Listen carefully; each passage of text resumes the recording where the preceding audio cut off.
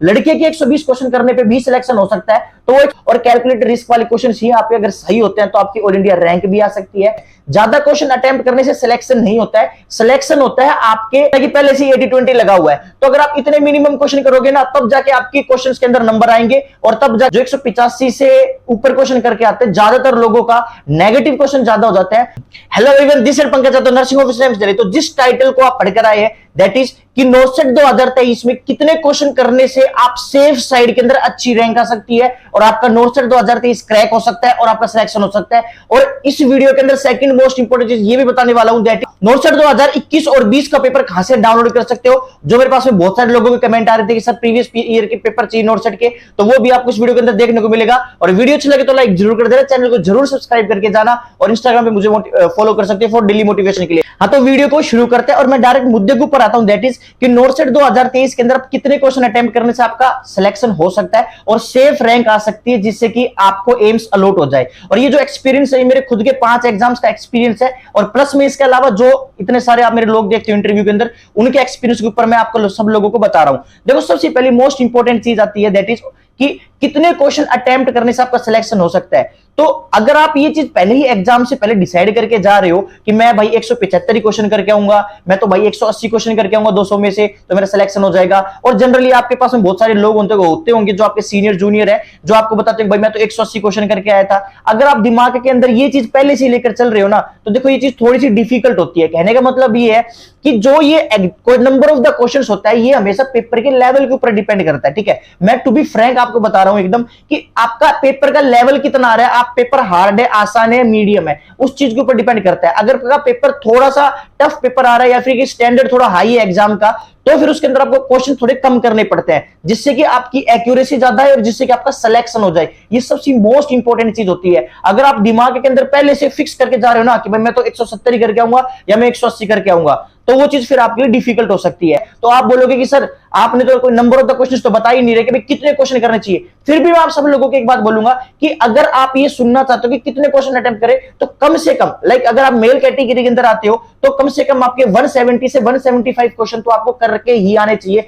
कि पेपर का level hard है या मीडियम है। क्योंकि क्या है ना कि पहले से 80-20 लगा हुआ है। तो अगर आप इतने मिनिमम क्वेश्चन करोगे ना तब जाके आपके क्वेश्चंस के अंदर नंबर आएंगे और तब जाके आपका सिलेक्शन होगा। ये 80-20 वालों के लिए बता रहा हूं क्योंकि आपको सब लोगों को पता है कि 80-20 ऑलरेडी लगा हुआ है। तो उसके अंदर आपको कम से कम 175 क्वेश्चंस तो करके ही आने चाहिए कि जिससे कि आपकी सेफ रैंक आ सके। तो ये मैं एक प्रॉपर आइडिया दे रहा हूं। मेरे पास में बहुत सारे लोग आते हैं जो कोई ये बोलता है कि मैं 180 क्वेश्चन करके आया था और कोई ये बताता है कि भाई 185 190 क्वेश्चंस करके ही मैंने सिलेक्शन लिया, मेरी अच्छी रैंक आई है। बिल्कुल, अगर आपके अंदर हाई गट्स है, अगर आप ये सोच सकते हो कि मैं थोड़ा रिस्क ज्यादा ले सकता हूं, तो डेफिनेटली आप 180 185 इससे ऊपर जा सकते हो। लेकिन मैंने जितने भी लोग देखे हैं आज तक जो 185 से ऊपर क्वेश्चन करके आते हैं, ज्यादातर लोगों का नेगेटिव क्वेश्चन ज्यादा हो जाता है और उनका सिलेक्शन अच्छे नंबर आ रहे होते हैं पर फिर भी रुक जाता है जस्ट बिकॉज कि वो ज्यादा क्वेश्चन अटेम्प्ट करके आते हैं। ज्यादा क्वेश्चन अटेम्प्ट करने से सिलेक्शन नहीं होता है, सिलेक्शन होता है आपके एक्यूरेसी डालने पे, यानी कि आप कितनी एक्यूरेसी डाल रहे हो उस क्वेश्चन पेपर के अंदर,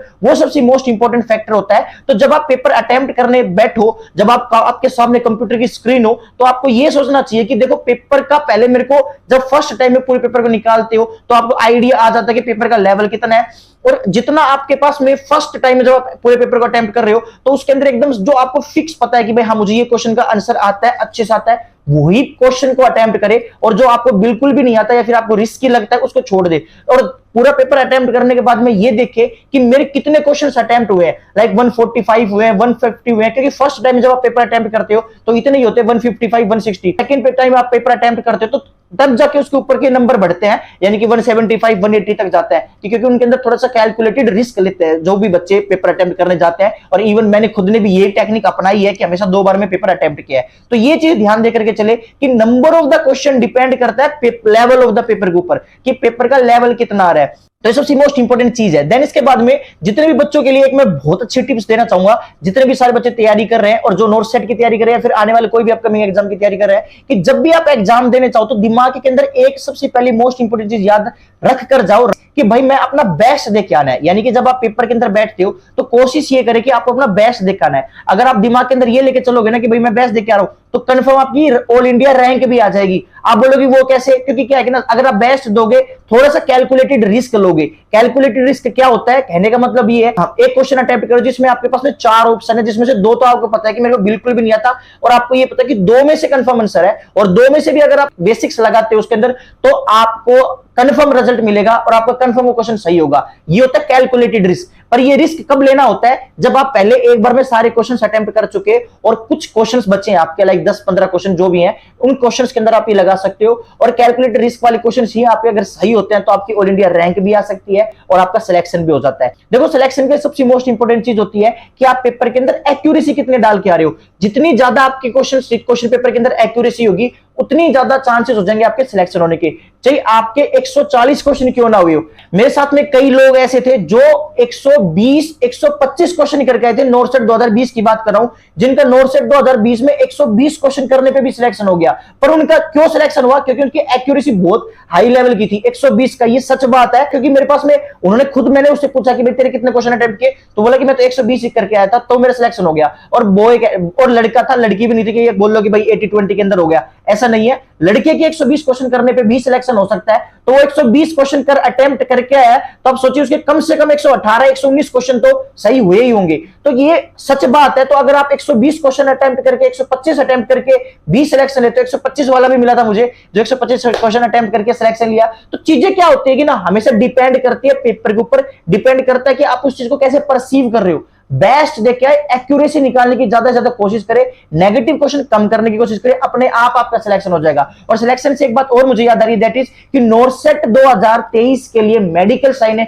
आप सब लोगों के लिए मेगा टेस्ट सीरीज डाल रखी है। उस मेगा टेस्ट सीरीज के अंदर नॉर्सेट 2021 और नॉर्सेट 2020 का पेपर प्लस में जो प्रीवियस ईयर के सारे पेपर्स थे उसकी पूरी पीडीएफ डाल रखी है। एक बार पेपर टेस्ट सीरीज जरूर लेकर देखना।